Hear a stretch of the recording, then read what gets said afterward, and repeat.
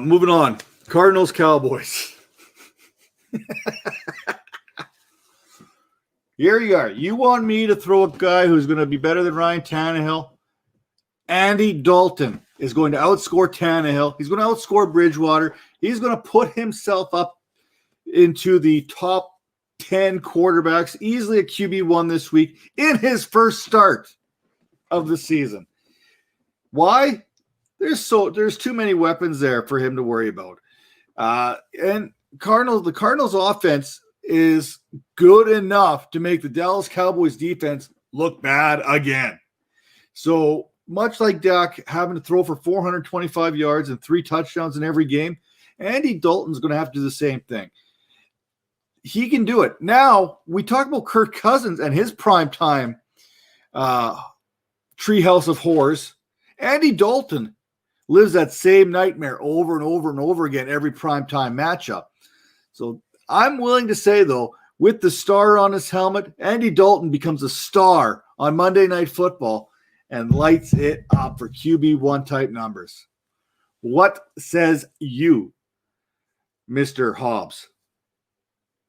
Yeah, I think that's really good. I like it when you put something on the line for bad QBs, and I think this absolutely fits into that category again in prime time. We all get to watch it and cheer. I like it, and I'm willing to go. If you want to just say him versus Tannehill, or you want to say him as a QB1, I'd rather say him versus Tannehill. I think Tannehill's my guy that I think has the right matchup there. All right, Eric. Yeah, go ahead. Here's the matchup. Jeff, you're going to get in on this here too. The matchup for this week. So we're going to call this the Big Mac Smoothie Challenge. We had the Makeup Challenge, which I paid off my debt to society. This matchup is going to be between Andy Dalton and that other guy, Ryan Tannehill, to see who outscores whom. And the loser of this challenge will have to take a Big Mac, put it in a blender, turn it into a smoothie, and chug it on the live stream. And trust me, it's disgusting. I mean, soggy meat, soggy bun. Can you imagine? Oh, I'm already gagging on this. I do not do soggy bun. Like we like to steam our hot dog buns, but if my bun gets like too soggy, I cannot eat it. Like the texture throws it completely off. So this is an absolutely disgusting challenge, but I'm not worried about it because Tannehill's going to make you eat soggy buns. I like it. I think this is a good. I think this is a good bet. I think Tannehill versus Dalton. We both are kind of leaning on some bad quarterbacks there, and I think both of them probably do end up in the QB1 conversation this week. So that's what's going to make it the interesting part because I think they both have the matchups and the talent around them to both be QB1s this week. So this is where it's going to get really interesting. Top 6 even. Yeah, I think that's very possible.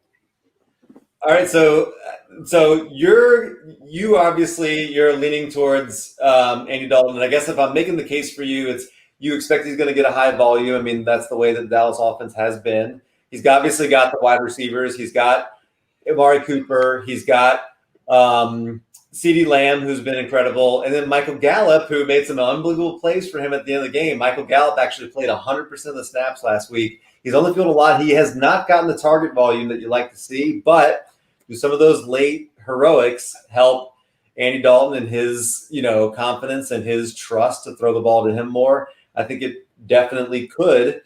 On the flip side, he's Andy Dalton, and he does not do well in primetime. So I think that is something that you're looking for there. They could just turn around and want to hand the ball off to Zeke a lot more.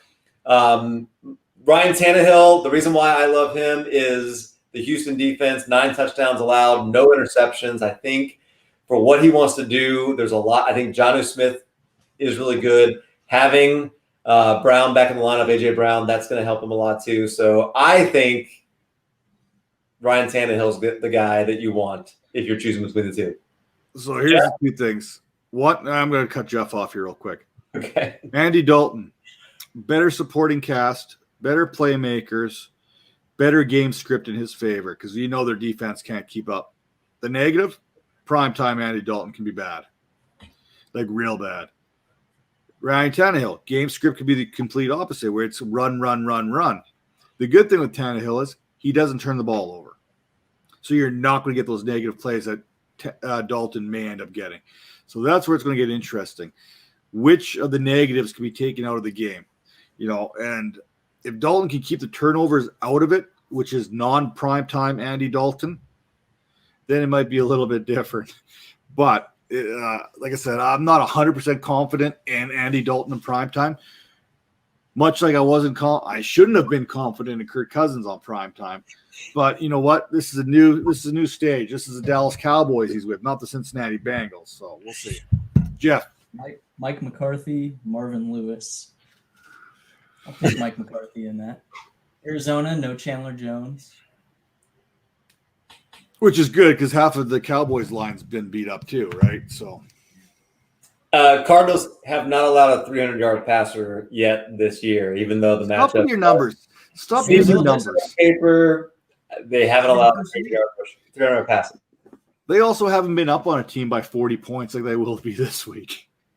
So I also want to Ian apologized to us for tuning in late. I think maybe we should apologize to him. It's very possible he tuned in and just saw you in makeup and has no idea why. And I just think the possibility of that is hilarious to me. It's great. Well, like I said, my phone's been blowing up here, and my sister's tuned in, and she says you're making the family proud. That came across, so thank you for that.